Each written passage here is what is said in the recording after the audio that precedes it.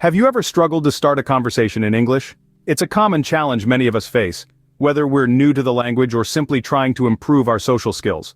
Understanding the basics of conversation starters is crucial. It's like having a roadmap to guide you through the winding streets of casual chit-chat and deep discussions. Stick with us, and by the end of this video, you'll have a toolkit of strategies to confidently start a conversation in English. First impressions are critical, and how you start a conversation can set the tone for the entire interaction. Think about it. We've all been in a situation where a conversation started off on the wrong foot, and it just spiraled downwards from there. That's the power of a first impression. It's like the opening act of a play. It sets the stage for what's to come. The secret ingredient to making a good first impression is simple.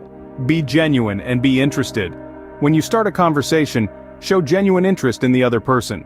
This not only makes them feel valued, but it also encourages them to open up, leading to more meaningful interactions.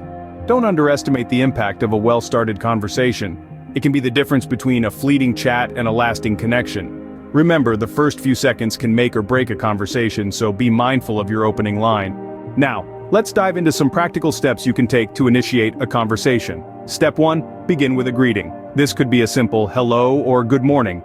A welcoming smile can also work wonders. Remember, the goal here is to establish a friendly atmosphere right from the get-go. Next, introduce yourself if the person doesn't already know you. A simple "I'm John" will suffice. It's always a good idea to extend your hand for a handshake, as it's a universal sign of goodwill. Step 2, make a comment about the surroundings or situation. This could be something as simple as, "It's a lovely day, isn't it?" or "This is a nice place."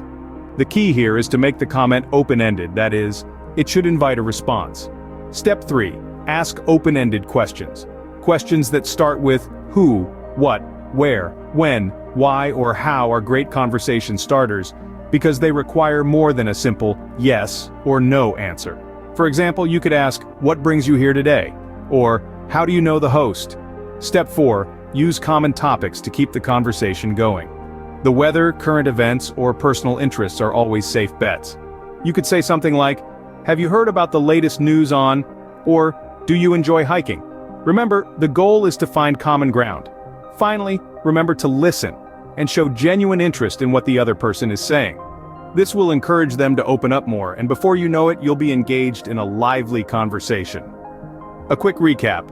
Start with a greeting, introduce yourself, make an open-ended comment about the surroundings, ask open-ended questions, explore common topics, and most importantly, listen and show interest.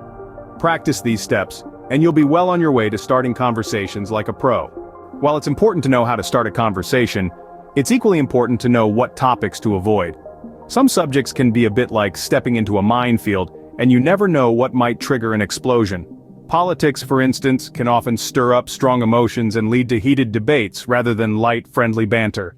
Similarly, religion is a deeply personal matter for many, making it a tricky area to navigate in casual conversation.